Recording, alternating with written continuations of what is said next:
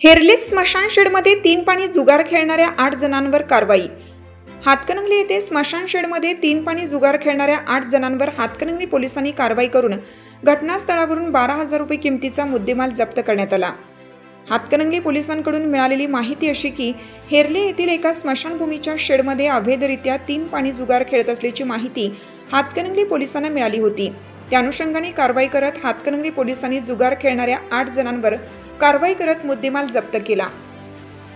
या प्रकरणी हातकणंगले पोलीस ठाण्यात गुन्हा दाखल झाला असून या प्रकरणी महेश बाळासू इंगळे वय 42, संदीप बाळू लोखंडे वय 40, गणेश माजिद लोखंडे वय 40, राहुल बाबासू कोळेकर वय 34, शरद मारुती मोहिते वय 50, संग्राम संभाजी ढाले वय 48, राजू सिकंदर उस्ताद वय 25, शमुद्दीन बारगीर वय 50 सर्व राहणार हेरले यांच्या विरोधात गुन्हा दाखल करण्यात आला असून अधिक तपास हातकणंगले पोलीस करीत आहेत।